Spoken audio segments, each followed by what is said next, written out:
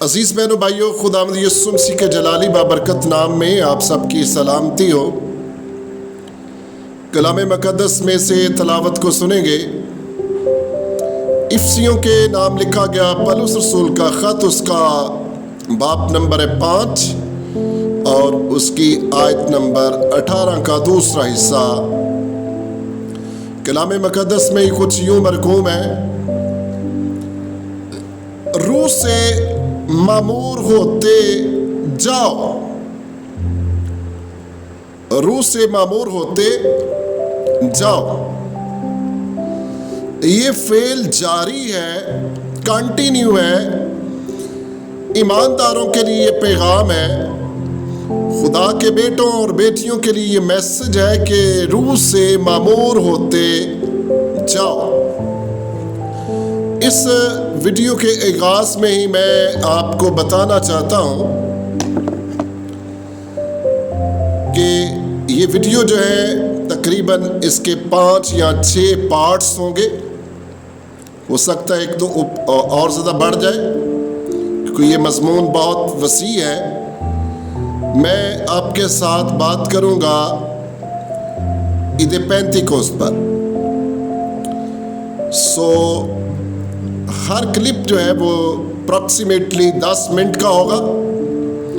میں شکر گزار ہوں ان تمام بھائیوں کا، بہنوں کا جو فیڈ بیک دیتے ہیں، کمنٹس کرتے ہیں، اپنے خیالات کا اظہار کرتے ہیں۔ خداوند آپ سب کو برکت بخشے۔ بنی اسرائیل کے اندر یا بنی اسرائیل کی ہسٹری میں 7 عیدیں جو ہیں وہ بہت مشہور ہیں۔ میں آپ کے سامنے رکھنا چاہتا ہوں کہ پہلی 3 عیدیں جو ہیں ان کو کہا جاتا ہے موسم بہار کی عیدیں، ٹھیک ہے؟ پہلی 3 عیدوں کو بولا جاتا ہے موسم بہار کی عیدیں، جس میں شامل ہے عید فصح، عید فطیر اور پہلے پھلوں کی عید۔ اس کو بولا جاتا ہے موسم بہار کی عیدیں۔ چلتے چلتے صرف ایک سینٹینس کے ساتھ آپ کے جنرل نالج کے لیے میں اس کے متعلق بتانا چاہتا ہوں کہ عید فصح کیا ہے، عید فطیر کیا ہے، اور پہلے پھلوں کی عید یہ کیا ہے۔ عید فصح جو ہے یہ خداوند یسوع مسیح کے کفارے کو پیش کرتی ہے، خداوند یسوع مسیح کا قربان ہونا۔ تفصیل تو اس کی بہت زیادہ ہے، لیکن میں نے کہا کہ صرف ایک سینٹینس میں آپ کے سامنے یہ بیان کر دیتا ہوں۔ اس کے بعد عید فطیر ہے۔ عید فطیر یا بے خمیری روٹی کی عید، بے خمیری روٹی کی عید۔ خداوند یسوع مسیح کا دفن ہونا، اس عید کے اندر یہ بھید پایا جاتا ہے کہ خداوند یسوع مسیح قربان ہونے کے بعد ان کو دفن کیا جائے گا۔ پھر تیسرے نمبر پر ہے پہلے پھلوں کی عید۔ یسوع مسیح کا مردوں میں سے جی اٹھنا، یسوع مسیح کا قبر اور موت پر فتح حاصل کرنا۔ یہ پہلی 3 عیدیں جو ہیں ان کو بولا جاتا ہے موسم بہار کی عیدیں۔ اور اس کے بعد 4 عیدیں اور ہیں۔ چوتھے نمبر پر ہے عید پینتیکوست، اور اس کے بعد 5ویں نمبر پر ہے نرسنگوں کی عید۔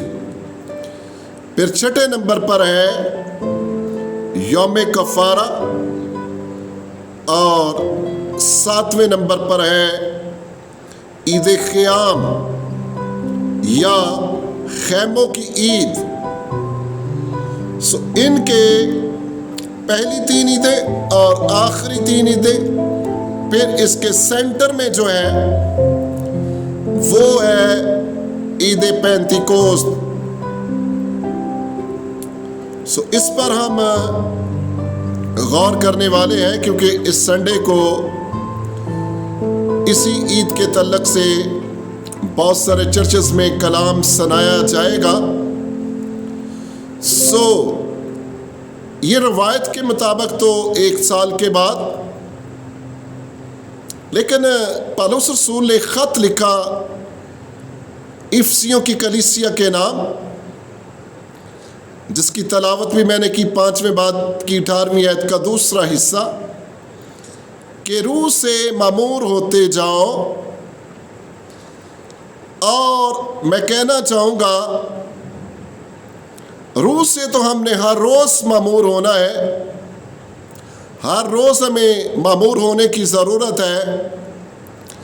That is cause we can say that every day is a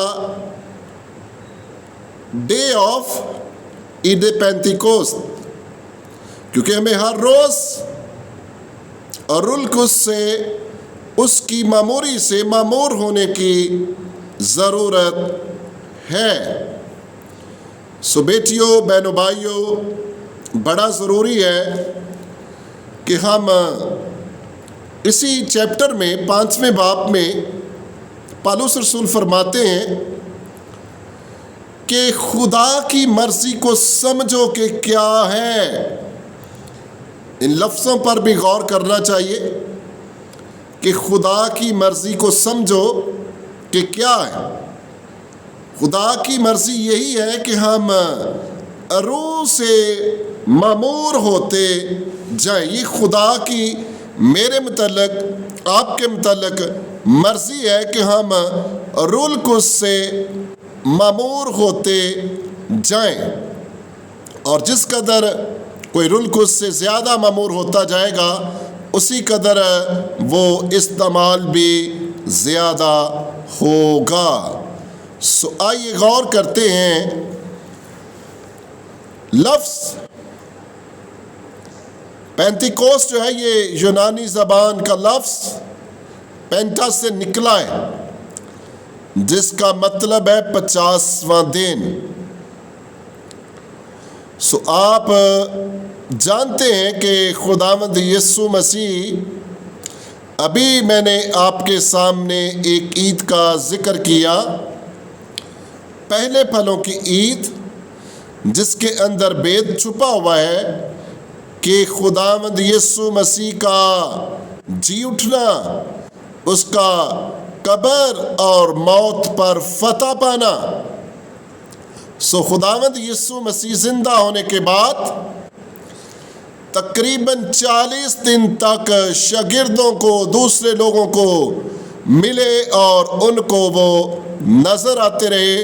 کچھ لوگوں کے ساتھ باقاعدہ طور پر فیلوشپ ہوئی ہے ان 40 دنوں میں، اور جب 40 دن کے بعد وہ آسمان پر اٹھا لیے گئے، زندہ ہونے کے بعد وہ آسمان پر اٹھا لیے گئے، تو ٹھیک 10 دن بعد جب جماعت، آپ اعمال کی کتاب میں دیکھ سکتے ہیں، تقریباً 120 لوگوں کی جماعت جب وہ جمع ہو کر دعا کر رہی تھی، تو 40 اور 10 50 ہو گئے۔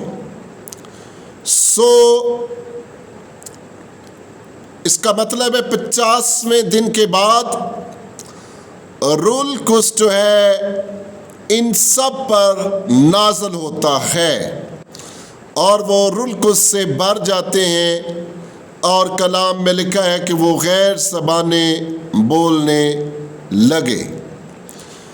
ہم اسی موضوع پر بات کرنے والے ہیں کہ عید پینتیکوست کے تعلق سے یہ چھوٹے چھوٹے کلپ ہوں گے جو کہ خداوند کے فضل سے